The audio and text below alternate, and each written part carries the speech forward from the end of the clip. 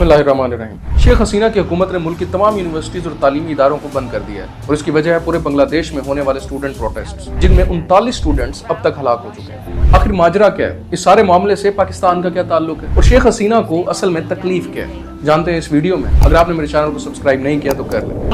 They can make their decisions after killing us. We're ready to die right now. ये एहतजाज बांग्लादेश के दारुल हुकूमत ढाका में एक यूनिवर्सिटी से शुरू हुआ। इब्तिदा में ये एहतजाज पुरअमन थे और एहतजाज करने वाले तुलबा का 1 पॉइंट एजेंडा था कि बांग्लादेश में लार्जली अनइवन या गैर मुतनासिब कोटा सिस्टम, जॉब्स का कोटा सिस्टम खत्म किया जाए या उसे कम से कम तब्दील किया जाए, यानी कि उसे कंपेटिटिव ज्यादा बनाया जाए और सिर्फ अपनी प्रेफरेंसेस की बुनियाद पर लोगों को जॉब्स ना दी जाए। अब ये कोटा सिस्टम आखिर गैर मुतनासिब कैसे था? 1971 में मौजूदा बांग्लादेश जब ईस्ट पाकिस्तान कहलाता था तो पाकिस्तान से आजादी की तहरीक में जिन लोगों ने बढ़ चढ़ कर हिस्सा लिया था, बांग्लादेशी निजाम हुकूमत में उन लोगों के बच्चों के लिए और उनके पोतों के लिए 30% कोटा मुख्तस कर दिया गया। यानी कि एक साल में बांग्लादेश में जितनी भी जॉब्स क्रिएट होंगी उनमें 30% हिस्सा फ्रीडम फाइटर्स के बेटे बेटियों और पोते पोतियों का होगा। 1% वो लोग जो माजूर हैं, 5% मजीद अकलियतों के लिए, फिर 10% खवातीन के लिए, 10% पसमानदा इजला या पिछड़े हुए इलाकों के लिए। टोटल 56% सीटें इन्हीं रिजर्व्ड सीट्स में निकल जाती थी। बाकी बची 44% सीटें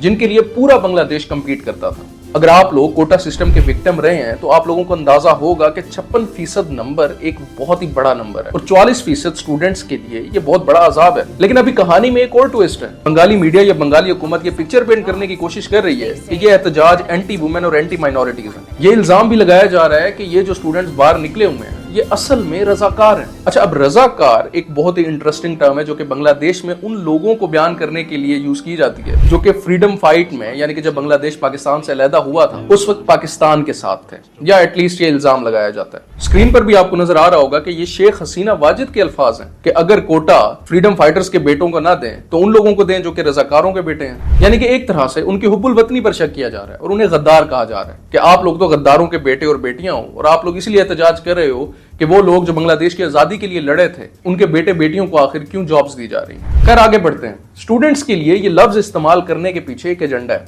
और वो एजेंडा ये है कि इन तालिब इल्मों को एंटी नेशनल करार देकर इन्हें जेलों में बंद कर दिया जाए, जैसा कि पहले भी शेख हसीना की हुकूमत में कई दफा हो चुका है। पहले ये बात कर लेते हैं कि इस 30% कोटे पर आखिर स्टूडेंट्स को क्या एतराज है। पहली बात यह कि बांग्लादेश में ऐसे हजारों केसेस आ चुके हैं जिनमें लोगों ने फ्रीडम फाइटर्स के फेक सर्टिफिकेट बनवाकर इस कोटे से ज्यादा फायदा उठाया। और दूसरी बात यह है कि फ्रीडम फाइटर एक बहुत ही वेग टर्म है जिसका फायदा कोई भी उठा सकता है और शेख हसीना की पार्टी जो कि फेक इलेक्शंस करवाकर इस वक्त बंगालियों पर मुसल्लत है, और मैं ये अपनी तरफ से बात नहीं बना रहा, पूरे इंटरनेशनल इदारे इस बारे में बात कर चुके हैं कि पिछले जो इलेक्शंस बांग्लादेश में हुए हैं वो फेक तरीन इलेक्शंस थे। पाकिस्तान में भी यही हुआ है, लेकिन अभी हम बांग्लादेश पर बात करते हैं। ये फेक हुकूमत अपने मनपसंद लोगों और उनके बच्चों को इस कोटे का भरपूर फायदा दे रही है। एहतजाज करने वालों को एंटी वुमेन या एंटी माइनॉरिटीज कहना ये इल्जाम भी बोगस है, क्योंकि एहतजाज करने वालों में खवातीन और अकलियतें भी भरपूर शिरकत कर रही हैं। যেখানে আমাদের মতো মেধাবী শিক্ষার্থীরা চাকরির জন্য সুযোগই পাচ্ছে না, তাহলে সেখানে বেকারত্বই তো থাকবে। क्योंकि खवातीन और अकलियतों के कोटे को भी अपने मनपसंद लोगों में बांटा जाता है।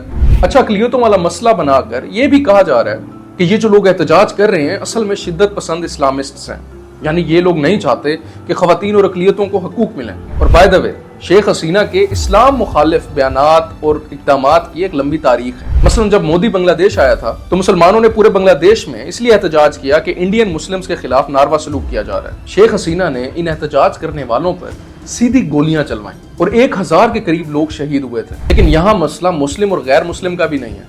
बांग्लादेश के तमाम फील्ड से ताल्लुक रखने वाले स्टूडेंट्स इस एहतजाज में शरीक हैं और वो एक ही मुतालबा कर रहे हैं कि कोटे सिस्टम को तब्दील किया जाए, यानी कि कम से कम ये जरूर कर दिया जाए कि 90% सीटें कंपेटिटिव हों और 10% मुख्तस कर दी जाए माइनॉरिटीज के लिए, फ्रीडम फाइटर्स के लिए और बाकी पिछड़े हुए अजला के लिए भी। लेकिन शेख हसीना इन पर भी शिद्दत पसंदी का इल्जाम लगा रही है, यानी कि जानबूझकर उसे मजहबी रंग दिया जा रहा है। ये औरत बिल्कुल अपने बाप की तरह नहीं है। Her father stood for something and died as well. उस वक्त जो हम पाकिस्तानियों ने गलतियां की थी, ये औरत उनका बदला किसी तरह अपनी आवाम से लेने की कोशिश कर रही है। और ये अब से नहीं है, पहले भी जमात इस्लामी के लोगों को भी पकड़ कर मारा भी गया, फांसियां दी गई, उन्होंने जेलों में अभी तक कैद रखा हुआ है। इसके अलावा जो अपोजिशन लीडर है शेख हसीना वाजिद की, वो अभी तक जेल में कैद है। इलेक्शन से पहले उसकी पार्टी के लोगों को भी उठाया जा रहा था। यानी कि डेमोक्रेसी के नाम पर एक आमरीत चल रही है इस वक्त बांग्लादेश में और उसे हेड कर रही है शेख हसीना वाजिद। इनकी पॉलिसीज बताती हैं कि इन्हें इस्लाम से भी मसला है। एहतजाज करने वाले स्टूडेंट्स की बहुत ही वैलिड डिमांड्स हैं, लेकिन शेख हसीना ने क्या किया? पहले तो ये बहाना बनाया कि इसका फैसला अदालत करेगी। जब वो काम ना आया और पूरे मुल्क में एहतजाज बढ़ने लगे तो अपनी जो इनकी एक स्टूडेंट फेडरेशन है, छत्रो स्टूडेंट्स लीग है, आई गेस जैसे पाकिस्तान में पीपल्स स्टूडेंट्स फेडरेशन होती थी या मुस्लिम लीग नून की एक अपनी स्टूडेंट जमात होती थी, जमात इस्लामी की जो स्टूडेंट फेडरेशन है वो अभी तक पाकिस्तानी यूनिवर्सिटीज़ में मजबूत है, फॉर एग्जांपल पंजाब यूनिवर्सिटी में। तो इसी तरह की ये बांग्लादेश छत्रा लीग है जो कि अवामी लीग जो है, जो कि शेख हसीना की पार्टी है, उसका एक स्टूडेंट विंग है। तो बांग्लादेश छत्रा लीग के गुंडों ने, वो भी स्टूडेंट्स ही थे, लेकिन क्योंकि वो स्टूडेंट फेडरेशन है तो उन्हें गुंडा नहीं कहा जा सकता, उनके जरिए इन स्टूडेंट्स पर तशद्दुद करवाया गया और वायलेंट वाकयात हुए, जिनमें वो स्टूडेंट्स जो कि पुरअमन एहतजाज कर रहे थे उन पर छत्रा लीग के गुंडों ने जो है तशद्दुद किया और 39 अफराद अब तक हलाक हो चुके हैं। इन 39 अफराद में सारे के सारे स्टूडेंट्स हैं, जिनमें कुछ खवातीन भी शामिल हैं। लेकिन चाहे नाम की जमहूरियत क्यों ना हो, इस तरह के हथकंडे कभी काम नहीं आते। सो आई होप कि Bengali students achieve what they want और अल्लाह इस मुतासिब औरत को उनके सरों से उतारे। आमीन सुमा आमीन।